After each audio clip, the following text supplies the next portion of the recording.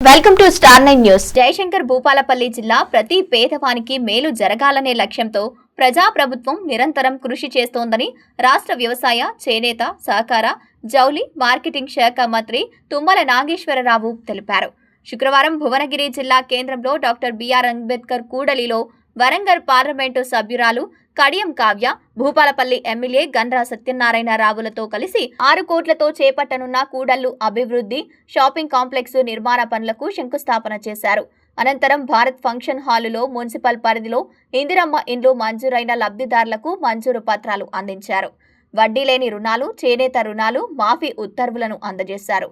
ఈ సందర్భంగా జరిగిన సభలో మంత్రి మాట్లాడుతూ ఇల్లు లేని ప్రతి నిరుపేదకు సొంతింటి కలను సాకారం చేయడమే ప్రభుత్వ లక్ష్యమని తెలిపారు. ప్రతి నియోజకవర్గానికి 3500 ఇళ్ల చొప్పున కేటాయించామని తెలిపారు.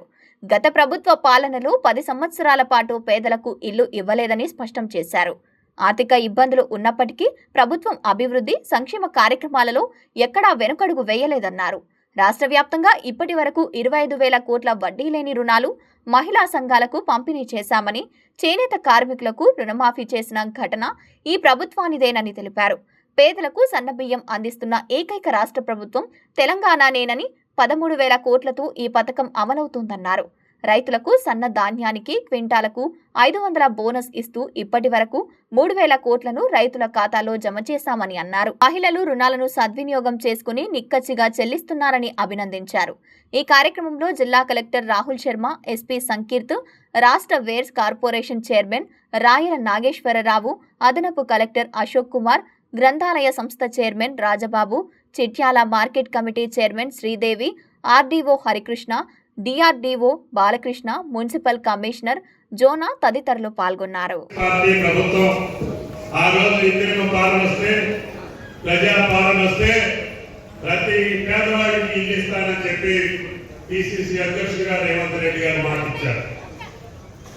గత 10 సంవత్సరాల్లో గూడు లేనటువంటి పేదవాళ్ళందరూ కూడా మాకు ఇల్లు కావాలని చెప్పి 10 లక్షలని చెప్పి అరిసినా కూడా ఏ ఒక్క పేదవాడికి ఇల్లు రాలేదు. కష్టాల్లో ఉన్నటువంటి ప్రభుత్వం అయినా సరే నేను ఇచ్చిన మాటను నిలబెట్టుకోవాలి, సత్యంగా 3,500 మందికి ఈ సంవత్సరం ఇవ్వండి, అవి కట్టుకుంటే మళ్ళీ 3,500 ఇళ్ళు వచ్చే సంవత్సరం మార్చి తర్వాత ఇస్తానని ఇల్లు ఇచ్చారు. ఆ ఇల్లు కడు పేదవాడికి ఎవరైతే గుడిసెలో నివసిస్తున్నారో గూడు లేనటువంటి పేదవాడికి ఇవ్వని చెప్పాం. కలెక్టర్ గారు కూడా ప్రత్యేక శ్రద్ధతోటి అట్టి గ్రౌండ్ చేస్తున్నా ఇళ్ళన్నీ కట్టుకుంటే మళ్ళీ వెంటనే మళ్ళీ సర్కారు ముఖ్యమంత్రి గారిని అడిగి మిగిలిన పేదవాళ్ళు కూడా తీసుకొచ్చే అవకాశం ఉంటుంది. కాబట్టి కాంగ్రెస్ పార్టీ మాటకు తగ్గట్టుగా పేదవాళ్ళందరూ కూడా మంచి ఇతర ఇంట్లో ఉండాలని ఆయన కోరిక. అదేవిధంగా మీకు 20,000 కోట్ల రూపాయల వడ్డీ రుణం ఇస్తామని చెప్పాం. అదేవిధంగా ఈ రోజు 20,000 కోట్లు కాదు, ఈ సంవత్సరం 26,000 కోట్లు ఇప్పటికే మీకు వడ్డీ లేని రుణాలు పంపిణీ చేశాం.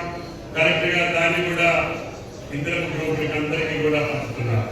అదేవిధంగా అన్న చెప్పినట్టుగా చేనేత వాళ్ళు కూడా అప్పుడుంటే రైతులందరికీ అప్పు తీర్చారు కదా, నేతలందరూ కూడా అప్పు తీర్చండి అంటే ముఖ్యమంత్రి గారు ఎన్ని కోట్లు ఉంటే అన్ని కోట్లు నేతలు అప్పు కూడా తీర్చినటువంటి ముఖ్యమంత్రి మన రేవంత్ రెడ్డి గారు చెప్పి కూడా ఈ సందర్భంగా ఇందాక అందరూ మీకు ఇచ్చేటటువంటి పథకాలన్నీ చెప్పారు. గ్యాస్ బండ్ అని చెప్పాం, 500కే గ్యాస్ బండ్ ఇస్తున్నారు. అదేవిధంగా పేదవాళ్ళకి 200 యూనిట్లు ఉచితంగా విద్యుత్ ఇస్తామని చెప్పాం, ఉచితంగా కరెంట్ ఇస్తున్నారు. అదేవిధంగా మీరు తినడానికి సన్నబియ్యం ఇస్తామని చెప్పాం. ఎమ్మెల్యే, నిజాయితీ కలిగిన ఎమ్మెల్యే, మీకోసం బతికేటటువంటి ఎమ్మెల్యే సత్యాన్ని ఆశీర్వదించండి అని చెప్పి మీకు విజ్ఞప్తి చేస్తున్నాం. ఈ నియోజకవర్గానికి ఏ అవసరం ఉన్నా ముఖ్యమంత్రి గారితో దెబ్బలాడినా సరే మీ అవసరాలు తీర్చేటటువంటి బాధ్యత ఈ ప్రభుత్వంలో ఉన్నటువంటి మాది. మీకు ఏ సమస్య వచ్చినా కూడా శాసనసభ్యుడి అవసరమైతే కలెక్టర్ గారు సంప్రదించుకోండి. ప్రతి పేదవాడికి, ప్రతి తల్లికి మేలు జరిగేటట్టుగా ఈ ప్రజాపాలన కొనసాగుతుంది అని చెప్పి మీకు విజ్ఞప్తి చేస్తూ నేను చేసేటటువంటి పథకాన్ని మీరు సద్వినియోగం చేసుకోవాలి.